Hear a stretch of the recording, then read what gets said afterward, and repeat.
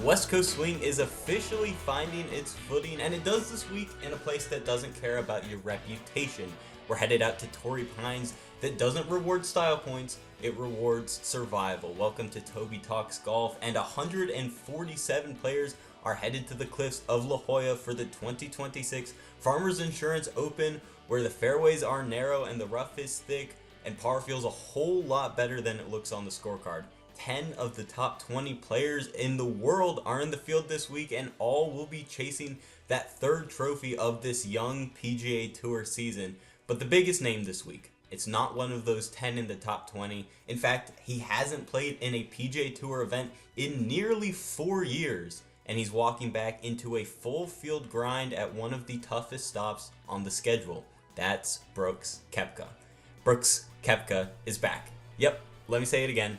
He's back. This is his first PGA Tour start since 2022, his first real test of what life looks like inside the ropes on the tour. Not just a signature event, no limited fields, just a long day, long rough, and a golf course that is going to expose everything that he doesn't quite have dialed in yet. And Torrey Pines is the perfect place to find out where he's going to stack up this year. But with that, let's hop right in. Again, Toby Talks Golf is talking the Farmers Insurance Open. So, as we just mentioned, let's talk about the headline of the week, because there's really no way around it. Brooks Koepka is playing in a PGA Tour event for the first time since March of 2022. That was the Dell Match Play, and after that, he was gone. 4 years with LIV, and now here we are.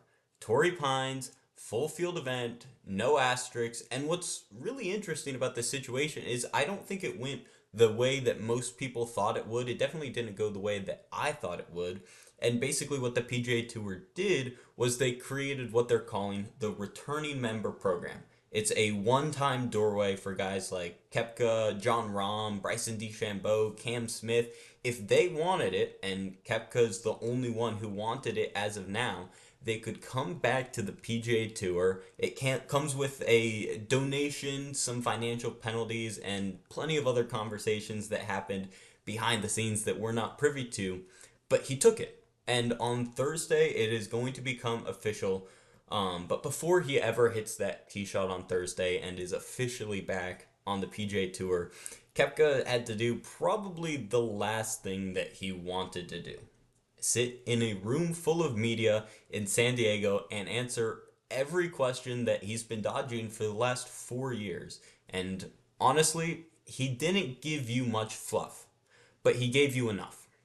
This was a press conference that was very revealing, not about LIV versus the PGA Tour. He clearly did not want to poke that bear, but it was about how his return actually came about and how it started coming about. And I think what really matters is the first call that Koepka made when he got released from LIV wasn't to Jay Monahan, it wasn't to a lawyer, it wasn't to his agent, it was to Tiger Woods. That matters. Brooks said it himself about Tiger was the person, a person that he trusted, the person he already had a relationship with, and now Tiger, who's the chairman of the PGA Tour's competition committee, has real weight in the room, and he's also someone who's been through every possible version, pressure, invention of the sport, reinvention of the sport. He's been through it all, and so that was the first person that he reached out to. Koepka basically said in his presser, quote, "I didn't really know what to do, so I called Tiger." And that tells you two things. A, this isn't some calculated PR play about getting back, whatever that may be. It's not about that. Two, or B, this decision was personal before it was professional. Because every time that Koepka was asked why he came back, the answer never changed. Family. Not legacy, not money, not competition structure. Family. I'm not going to get into too much detail about the family issues that we've had, but yeah, I believe it was September, right around the Ryder Cup week. We were actually we had to be in New York. We were up there for a little bit, and circumstances kind of changed in my family a little bit, and then that's when I guess things started to change and evolve, and just start to have those conversations of what's best for my family, and so we took it from there, and then I was, me and Liv, we left that agreement. Everybody was happy with it, and they understood the situation that I was in, and just excited to be out here. So I made that, I think, the 23rd I was released, and then called Tiger right away, and then that process got the ball rolling. He didn't go too deep into the details, and honestly, he didn't need to. He talked about the last 5-6 months being heavy. He talked about wanting to be with his family more, about his wife being at Torrey Pines this week. His son is joining him at the WM Phoenix Open down the road, and that's something that I think really stuck with a lot of people. He has a 2.5-year-old, and that forces you to grow up fast in just a different way. Not that he wasn't grown up before, but it's just different, and that's something that we're not really used to hearing from Brooks Koepka. This is a guy who built his reputation off being cold-blooded, being unbothered, and you thought of him as almost bulletproof, especially the way he looks when he's out on the golf course. But on Tuesday, he admitted that he's nervous, not about the golf. That part is familiar. He's been playing golf his whole life. But about how he'd be received by the fans, by his fellow competitors, by the tour, and that is a very human thing to admit to, and it's probably the most relatable Brooks Koepka has sounded in a really long time. Now, the other part of the week that makes this week is really, really fascinating is the grind. Koepka does not have signature event status. He doesn't get to cherry pick his schedule. Right now, he's in the Farmers, Phoenix, the Cognizant, and the Players. And after that, he's got to earn his way into every other event. And instead of pushing back on that or wanting more, he leaned into it. He said, quote, "That's the fun part. I love the grind." That tracks. This is a guy who's always been at his best when things are hard, when the course is brutal. He's won 2 U.S. Opens, and when it feels like a survival out there on the golf course and less of a birdie fest like we saw last week, he thrives in that situation, and that's what makes Torrey Pines such a fitting place for all of this to come back together and for him to restart his PGA Tour career. And look, this week is not about Brooks Koepka winning, at least not yet. It's more about getting through that noise, getting through those questions that he had on Tuesday and that will continue to come throughout the week, and seeing where his game is at against a very deep field on one of the hardest courses the tour is going to play all season. But don't get it twisted. When asked what success looks like this season, he didn't hedge. He said, "I would love to come out with a win." So don't be expecting him to be happy if he comes in second or if he comes in 20th because his game felt good. He still wants to win out here. I think that's why he came back to the tour, is because he wants that satisfaction of winning against the best of the best. And that's the part of Brooks Koepka that hasn't changed at all. He wants to win, and we're going to see if he can pull it off. That would be quite the story. 1 tournament, 1 win back on the PGA Tour. But if Brooks Koepka is the story coming back, Xander Schauffele is going to be the guy to beat this week at Torrey Pines. And that's not just hype. The numbers back it up. Xander is a San Diego native, so he knows this course better than most, and that kind of local knowledge really matters around Torrey Pines, where accuracy off the tee and approach shots under pressure will make or break your rounds throughout the week. And the odds makers back all of that up. Schauffele is the favorite at plus 1,400. Brooks Koepka, just talking about, is at plus 5,500. And that's not surprising for Schauffele that he's the favorite in this field, especially with his form coming off of last year and coming off of the fall where he finished with a win at the Bay Current Classic in Japan and comes in ranked number 6th in the world. He's the highest ranked player in this 147-man field. And what makes Schauffele dangerous here is that Torrey Pines plays directly to his strengths. It's a course that demands precision off the tee. Check. And patience on the greens. Check. All areas where Schauffele consistently gains strokes on tour. He's got multiple top 10 finishes in full field events and majors. He's shown he can handle pressure. Nobody's worried about that part of his game. And let's not forget that familiarity counts. He's played hundreds and hundreds of rounds on these fairways, and it gives him an edge that just most of the field doesn't have. So if his game's sharp, He's got the knowledge, he's got the poise, and he's got the game to be able to come out here and play really, really well against such a tough course and be the guy to beat in the field. Obviously, odds makers have that him as that already. But another guy to watch out for this week, and he's in very much of a stark contrast compared to Schauffele, is Cameron Young, who is also making his season debut. Now, Young is a power player, and his 2025 was absolutely stellar. 8 top 10 finishes, including his first victory on the PGA Tour at the Wyndham Championship, and he gained 1.44 strokes per round from May to the end of the year. That was good for 6th best on tour, and if he can carry that momentum into this week, watch out because it shows that he's capable of running through hot streaks.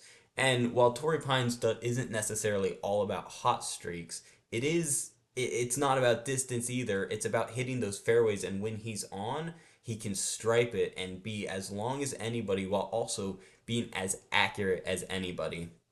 Now, he's going to have to navigate the thick rough for when he does inevitably miss a fairway and scramble when the approach shot isn't perfect, because that's also going to happen at Torrey Pines. And that's where Young wanes a little bit in my book. Schauffele has a bit of an edge there. And the other thing that comes into play, though, is putting. And Young is best of the best on tour. He ranked 7th in strokes gained putting last year, which is, as simply as you can put it, elite. He is an elite putter of the ball, if not the best. Top 10, obviously, but I think personally he's one of the most consistent putters on tour and a very clutch putter at that. But Torrey's Poana greens can neutralize that advantage a little bit if your ball striking isn't sharp. So Schauffele, on one hand, has proven that he can be precise, hitting the ball and striking the ball, and he's not bad on the greens, but he's not as good as Cameron Young.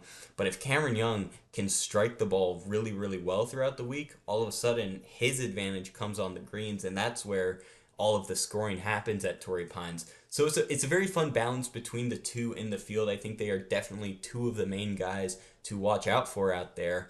And they play different styles of golf, which is what makes Torrey Pines so interesting, is that you can play slightly different styles, and it's not just one style that is going to win every week. So yes, Koepka will make headlines with his return, but if you're looking into who has the numbers, the course, and momentum, Schauffele is the guy. His home course advantage is right there. His form, his all-around game makes him a serious contender. But also watch out for Cameron Young, because he is one that could sneak up on the field and take this tournament from the field. So Torrey Pines could very well be his stage to get his second victory of the tour. And with that, the Torrey Pines South course is one of the most intriguing courses all over the tour.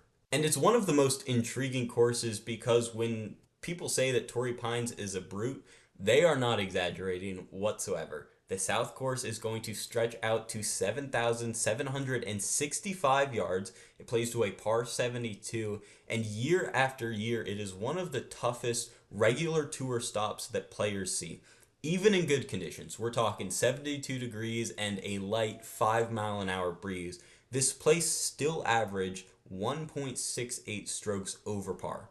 That tells you everything you need to know. Last week, it was a race to 25 under. This is nothing like that. This isn't a birdie test. It's a survival test. And the first thing that jumps out about why this course is so difficult is the length.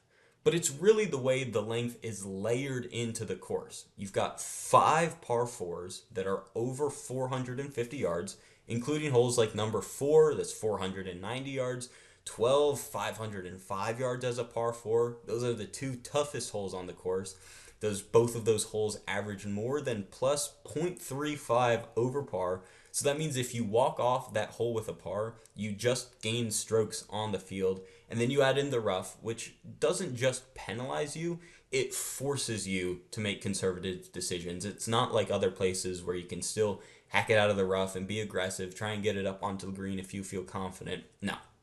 If you miss a fairway here, you're not attacking pins whatsoever. You might as well not be even attacking the green in some circumstances. You're just trying to get the ball back into position in the fairway to a place where you can make up and down for par or walk away with a bogey and feel all right about yourself. That's how tough this rough is, and that's why fairway finding and approach play matters so much more than just raw power this week.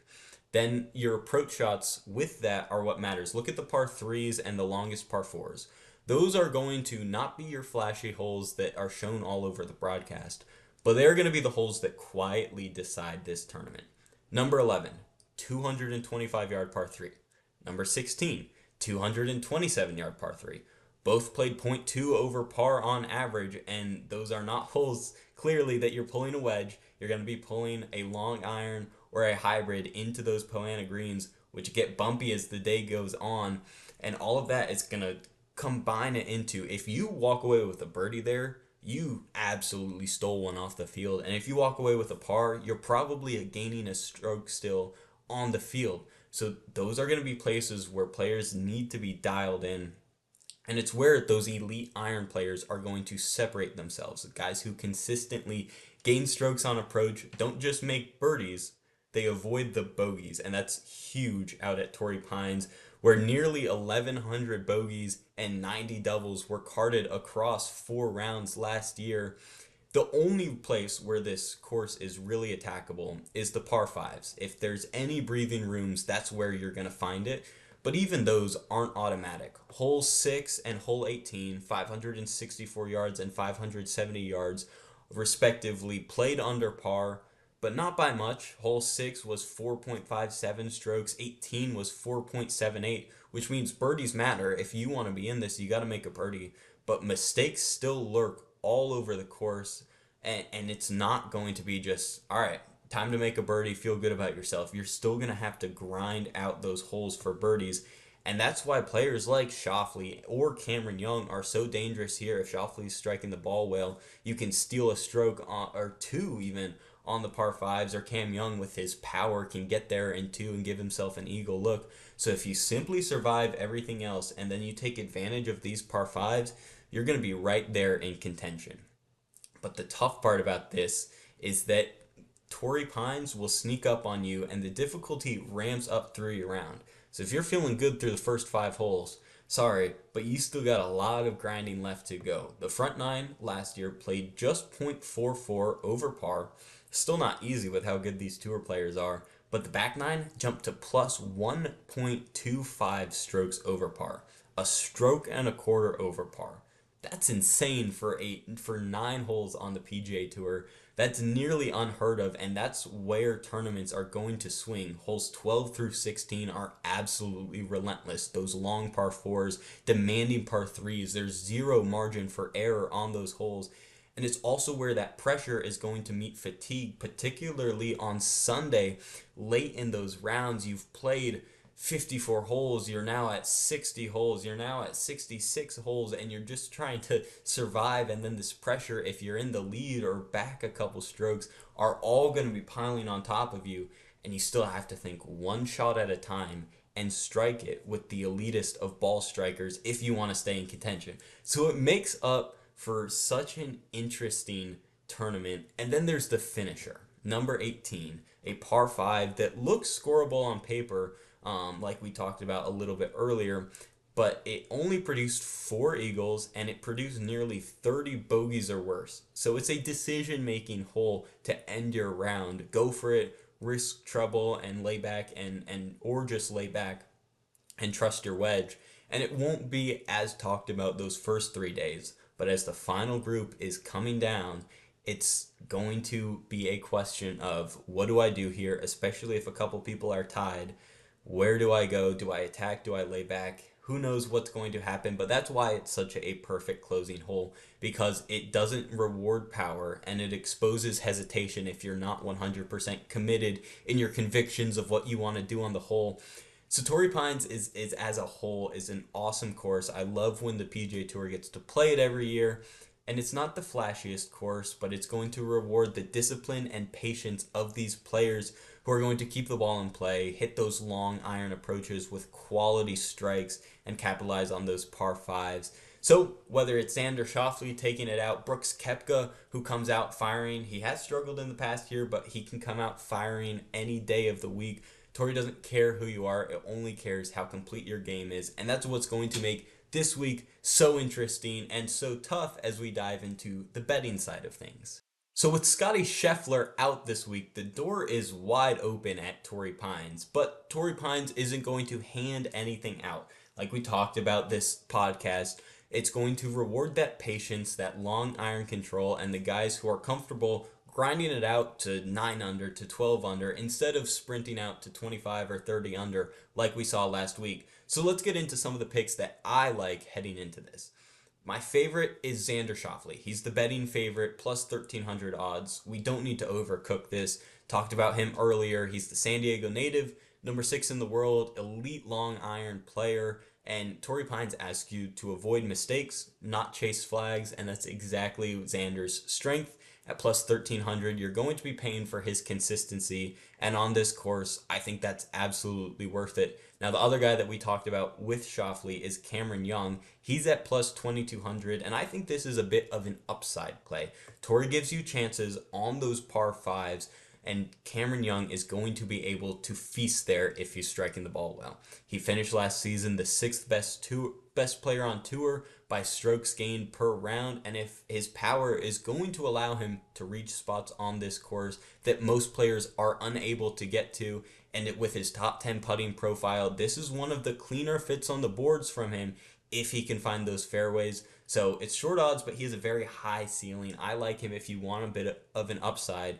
Now, I think the best value on this board, though, is Patrick Cantlay, plus 2,000, and this is a number that jumps right out to me.